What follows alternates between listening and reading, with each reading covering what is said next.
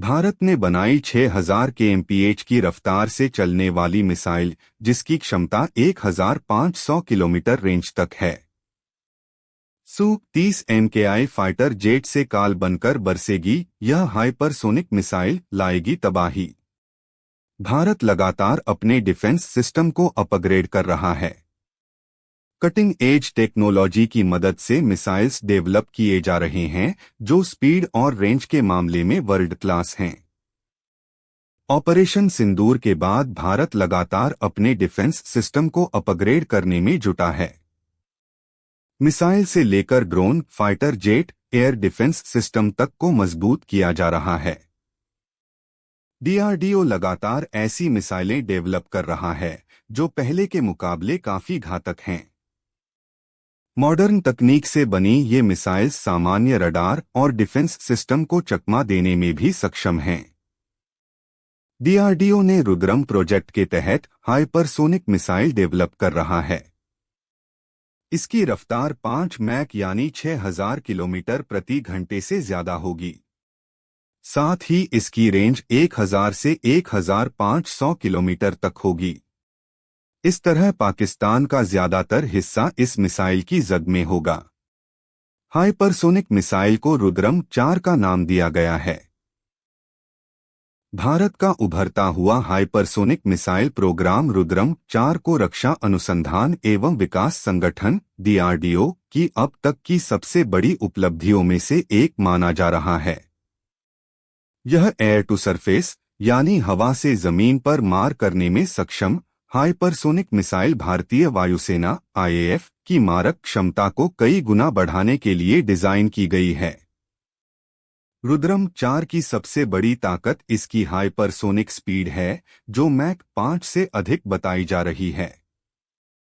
इस गति के कारण ट्रेडिशनल रडार और मिसाइल डिफेंस सिस्टम इसे ट्रैक या इंटरसेप्ट करने में असमर्थ हो जाती हैं।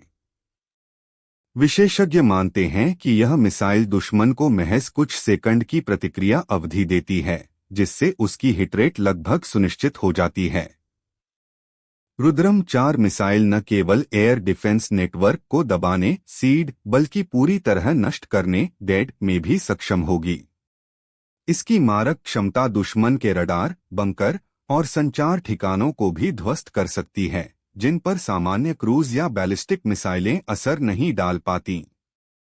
प्रारंभिक रिपोर्टों के अनुसार रुद्रम 4 की मारक क्षमता 300 से 1500 किलोमीटर तक हो सकती है। अनुमान है कि इसमें dual speed hybrid propulsion system होगी। शुरुआत में सॉलिड रॉकेट बूस्टर और उसके बाद स्क्रैमजेट या रैमजेट इंजन, जो इसे लंबी दूरी तक हाइपरसोनिक गति से उड़ान भरने में सक्षम बनाएंगे। कई फाइटर जेट पर तैनाती होगी। रुद्रम 4 का हल्का ढांचा इसे विभिन्न लड़ाकू विमानों पर लगाने योग्य बनाता है। अभी इसे सुखोई 30 MKI पर इंटीग्रेट करने की योजना है, जबकि मिराज 2000 और राफेल पर तैनाती की संभावना पर भी अध्ययन चल रहा है। हल्के वजन के कारण एक विमान अधिक मिसाइलें ले जा सकेगा, जिससे उसकी स्ट्राइक क्षमता बढ़ जाएगी। मिसाइल में inertial navigation system INS, GPS आधारित अपडेट और अंतिम चरण में इमेजिंग इंफ्रारेड IIR सीकर लगाए जाने की संभावना है। यह संयोजन इसे घनी इलेक्ट्रॉनिक जामिंग वाले युद्ध क्षेत्र में भी लक्ष्य भेदने में सक्षम बनाएगा। रुद्रम सीरीज का अगला चरण अपडेट। रुद्र 4 को रुद्र का अगला संस्करण माना जा रहा है। यह भारत को सिर्फ एंटी रेडिएशन हथियारों तक सीमित नहीं रखेगा, बल्कि पूर्ण हाइपरसोनिक स्ट्राइक क्षमता देगा। यह भारत की ब्रह्मोस सुपरसोनिक मिसाइल और भविष्य की ब्रह्मोस हाइपरसोनिक परियोजना के साथ मिलकर मल्टीलेयर मारक शक्ति का निर्माण करेगा। एक्सपर्ट मानते हैं कि चीन के S-400 जैसे उन्नत वायुरक्षा तंत्र को देखते हुए भारत के लिए हाइपरसोनिक हथियारों का विकास आवश्यक है। कार्नेगी एंडोमेंट जैसे थिंक टैंक का कहना है कि भारत इन्हें विश्वसनीय डिटरेंट और काउंटर बैलेंस के रूप में देखता है। भारत भविष्य की तैयारी में लगा हुआ है। रुद्रम 4 का विकास डीआरडीओ की hypersonic technology demonstrator vehicle HSTDV परियोजना और स्क्रैमजेट इंजन अनुसंधान से जुड़ा हुआ है।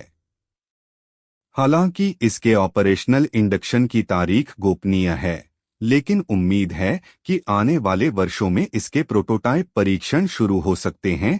रुद्रम 4 केवल एक मिसाइल नहीं बल्कि एक फोर्स मल्टीप्लायर है। इसकी हाइपरसोनिक गति, लंबी रेंज, मल्टीप्लेटफॉर्म तैनाती और सटीक मार्गदर्शन इसे भारतीय वायुसेना की रणनीतिक क्षमता में क्रांतिकारी बदलाव लाने वाला हथियार बनाते हैं।